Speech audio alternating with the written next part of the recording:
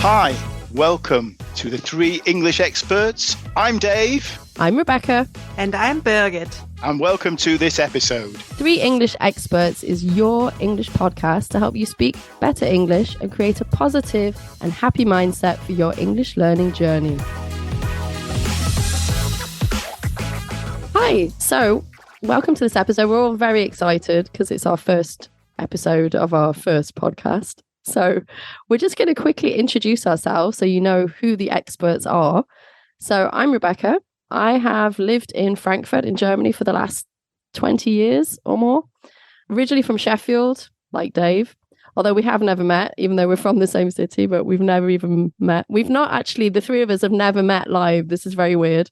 So we are like remotely doing this now. And I'm an English trainer. I'm a coach and I'm basically interested in anything to do with languages. I've been teaching for the last 20 years.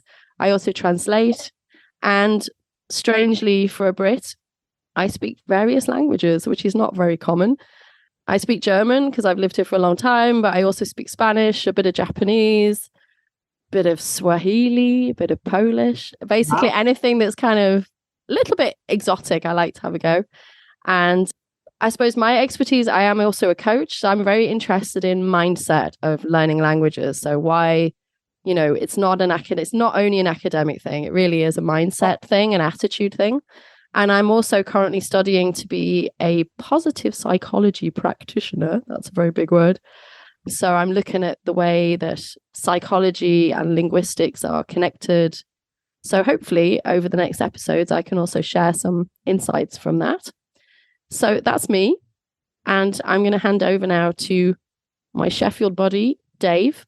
Would you like to introduce yourself to our listeners? Will do. Thank you very much, Rebecca. Yeah, so as you heard, I'm Dave. I'm also from Sheffield, and I would say I'm also an unusual Brit because I speak one or two languages, not as many as Rebecca, and as weird languages, you might say. If you think about Japanese and Swahili, I'd love to know how you learned Swahili. Anyway, like Rebecca, I was actually based in Germany for many years before moving to Spain, and I've had over 25 years in business English training. I'm a big believer in basically listening and copying. So listening to people who speak English well and trying to copy what they do. I always look at my son, Matthew. He's learned English that way and also German that way. And so I think it's a nice way to figure out how we can learn languages just by listening and copying. I think we adults often overcomplicate things. I love gamification. I love doing quizzes with my students. I hope they also love that too. And I also love learning about new techniques, technologies, and also apps for making students' life easier when it comes to learning English and also hopefully more enjoyable. So that's me. I'd like now to hand over to Birgit. Birgit, over to you. Hello. Thank you, Dave. Yeah, I'm Birgit, and I actually found those two British guys online. I'm a great lover of English and of England, so I went to live in England almost 30 years ago now. I stayed there for 2 years, and that's where I learned the language, and I've ever since used it. So when I came back from England, everybody wanted my English skills where I worked. I worked as a journalist and I wrote for English newspapers. And I was at university and there they asked me, oh, you speak English, so that's so fantastic. So I've never lost the contact to the language and to the country. I still have friends over there. And I've been to Sheffield, actually, so I know where you're from. Very good. Yeah. So, and I've been an English coach. I've been teaching English for a long time now, almost 20 years, I would say. And I love to help other people get better at English. I also speak Spanish and I'm now learning Dutch. I obviously enjoy languages. And I've written 3 books on English grammar. I mean, me being a journalist, coming from the writing background, that's what I do and what I enjoy. And I like and enjoy looking at the structures and to analyze what do people know about the language, what do they not know, and what's missing. So this is what my focus is usually on. The Birgit is officially our grammar queen, I would say. Thank you so much. Not everybody likes grammar, though. No, but it is essential, and it's good if you are able to explain it in an interesting way and a useful way. So, there's no getting away from grammar. No, it's a bit of everything. I think that makes a good balance, and that's what we are here for. Totally agree. Agree. So one of the things we want to talk today in first episode is about why is it still important to learn English or the languages in general, because we all speak, as we said, various languages. And of course, today with, you've got AI, you've got translation software. People say, oh, you don't need to learn language. You've got Google Translate. Why is it still important? Why do we still need to learn languages? Birgit, what do you think? Well, once you learn a language and go into the country, you immerse into a different world, don't you? I mean, that's what I felt when I first came to England. I really wanted to know what they think, what they talk. And I found it fascinating, to be honest. And I just liked it. Yeah, you get a different insight, I think. When you speak a language, speaking German, you understand humor, for example. The Germans do have humor, and you can understand it when you speak the language. But I think if you don't speak the language, it's very difficult when you're speaking both, they're speaking maybe English or you're both speaking a foreign language to each other. It's not the same, is it? You don't have the same feeling when you're not both speaking the same language, right? Or that sounds wrong, not speaking the same language, but you're speaking their native language. Yeah, I totally agree. I mean, I think for me, the word is opportunity. So if you speak different languages, and in particular, from a German perspective, if you have the English on this as the main language, I think it gets you into a lot of different situations, whether it's on holiday. We have a phrase in English, the world is your oyster. So that basically means that if you have different languages, then of course, more doors can open for you. You can connect more. And I just think it's a great thing to have. So as many languages as possible, I'd say. Yeah, particularly about the English language, I must say. I mean, that's why I learned Spanish when I was at the beginning of my 20s. I thought then in the 90s, well, English, everybody speaks English, so that's not an extra asset. And so I started to learn Spanish to have something special. And now I'm finding out that a lot of people still find it difficult to be on a business professional level with English.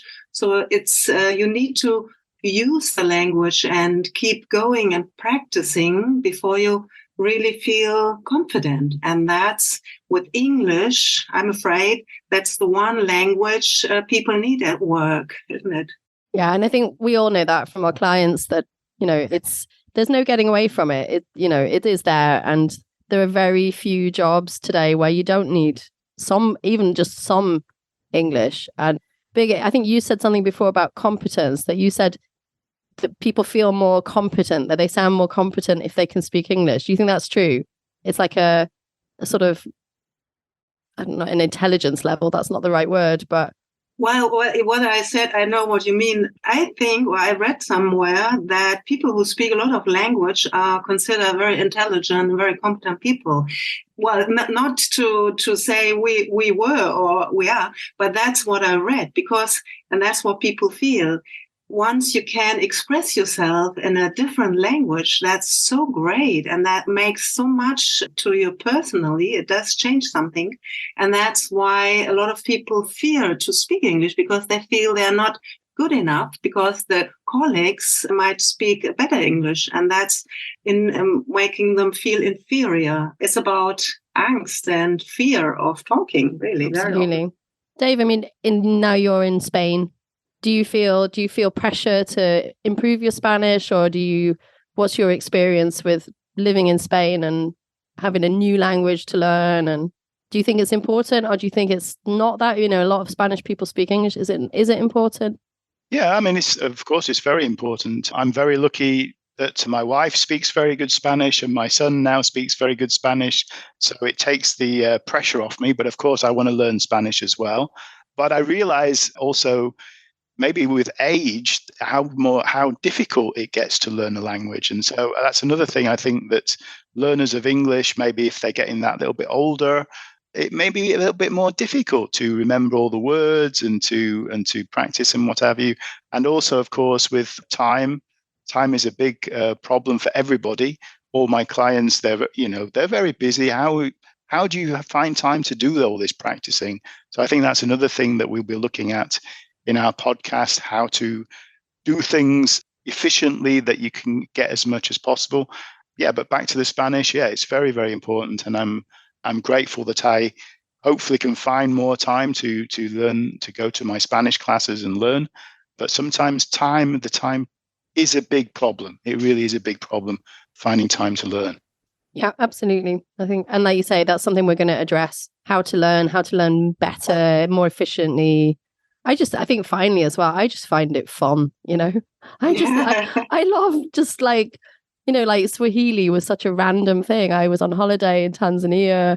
I wasn't bored, but I was just our driver on our safari started teaching me a couple of words and I was like, wow, this is cool.